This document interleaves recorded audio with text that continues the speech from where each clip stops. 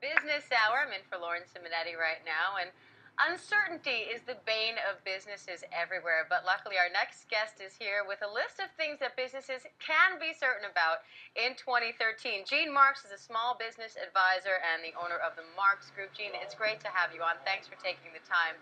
Now, hey, Dan, thanks for having me on. As you said, uncertainty, investors don't like it, business owners don't like it, especially when it comes to the economy. So talk to us a little bit about, you have a whole list of things that businesses can be certain of in the coming year, and you start with Washington gridlock will continue. That doesn't sound like very good news.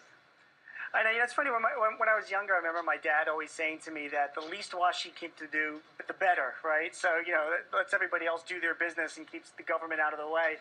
We're kind of in that situation for 2014. I mean, the national elections, as you know, midterm elections will be coming up in November. As a business owner, when you're a business manager, when you're looking out into the next year, you always hear these things about uncertainty, the political environment, what's going on in D.C.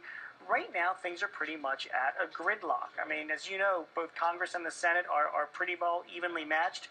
The Republicans might take back the Senate in 2014, but even if they do, the amount of damage that they can do is relatively minimal compared to what could have happened a few years ago. When I say damage, I mean damage to the president's plans. So as a business owner, as a manager looking forward, a year from now, there isn't a lot that's going to happen in Washington that's going to really affect my business or other businesses around me. And for a lot of people, that's a good thing. But gee, they just reached this bipartisan budget deal. Doesn't that mean happy days are here again?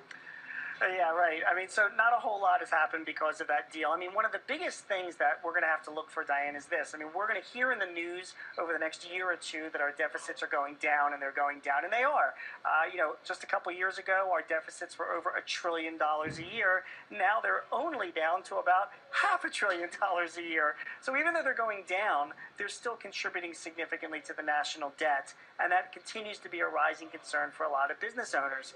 However, these budget deals that are happening right now, even a debt ceiling agreement, which will ultimately happen in February or March, it's not going to have a significant impact on anything that's going on in Washington vis-a-vis the deficit and the debt. So until we have a significant change in who represents us in both the House and the Senate, we're going to see more of the same in 2014 and probably into 2015. And speaking of more of the same, Gene, you just heard our last guest complaining about the possible effects of the Affordable Care Act, and you say one thing to get used to is Obamacare will not be repealed. Why is that? Right. Well, it won't, and here's the reason why. I mean, even if the Republicans were to take back the Senate in 2014, and there's a 50-50 chance that they could do that, they're only going to have a very small margin. So, you go back to Government 101, the legislature and the Senate and the House can pass bills with a 51% margin, but if the president vetoes, they need a 2/3 majority to override a presidential veto.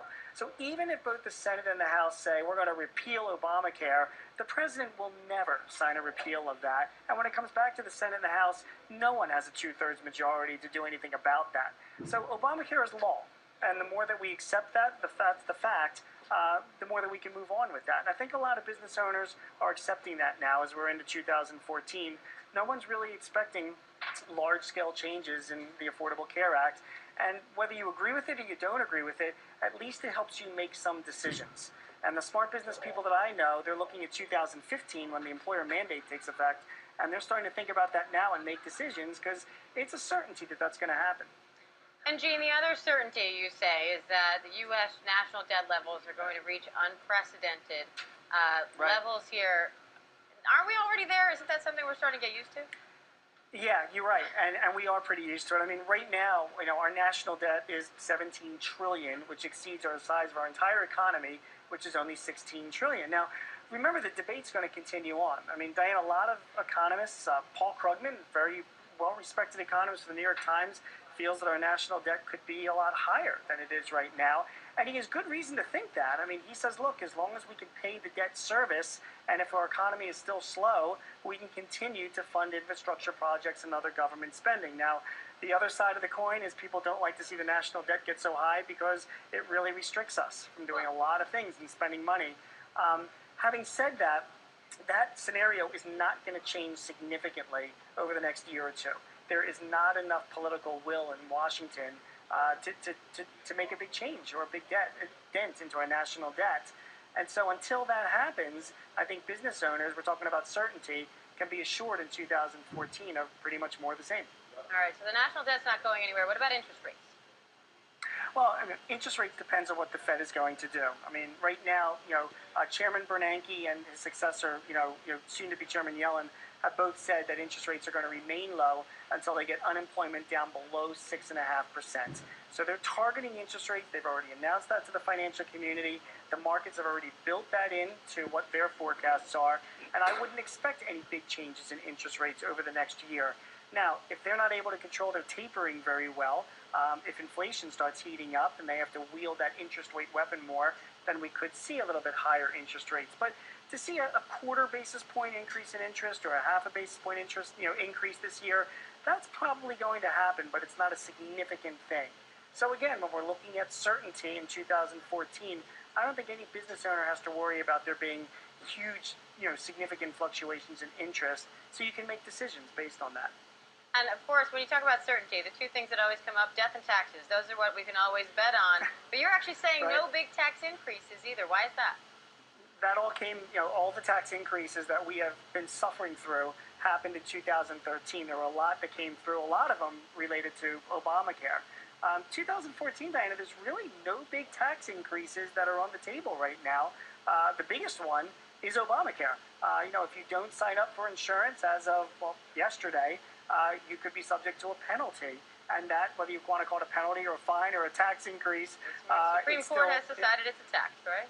That is a tax. So that is the biggest thing. But when you look forward to regulations that are coming down the pike in 2014, tax-wise, no significant ones are really on the table right now, and I don't expect there to be any, particularly in light of we have midterm elections.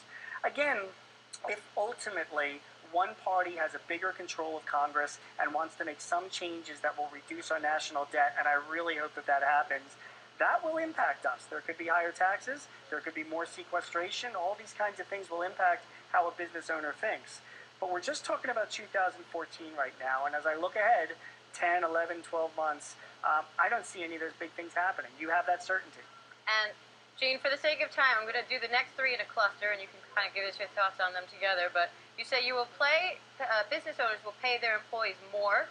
The cost of doing business in the cloud will decrease, and you won't receive Correct. package deliveries by drones, but not yet anyway. What say you about all that? Correct.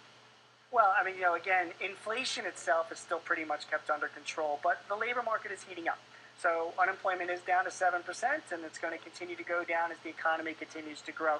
It's getting harder to find good people, and people are starting to get paid a little more. So, the days of 1% increases or no increase at all to your employees back during the recession, those are over. You can all expect, if you're running a business, to be paying your employees at least cost of living or a little bit more this year. That's given.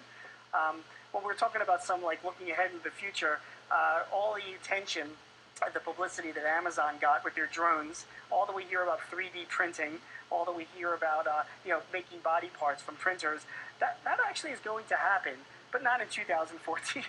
So if you're a business person and you want to be thinking ahead 3 to 5 years from now, you should absolutely be paying attention to technologies like driverless cars and drone technology and 3D printing. But again, for the next 12 months, not something you really have to be concerned about. It's not going to be part of our everyday lives. One prediction I will make in 2014 now is Smaug will definitely die in the third Lord of the Rings, The Hobbit. So, Spoiler! if you don't know that already, well, you haven't read the book. Spoiler alert! So I can't be giving anything away. All right, it'll probably take you as long to read the book as it will to watch the movies. But Smaug dies in part 3. All right, something else we can be certain of. Gene, it was great to talk to you. We love having you on. Thank you so much. Thanks, Diane. You take care. Have a happy New Year. You are at Gene Marks. That's your Twitter handle, and people can also check out more of Gene. We have the website up on the screen right now, Gene. That's www.genemarks.com. Thanks, Gene.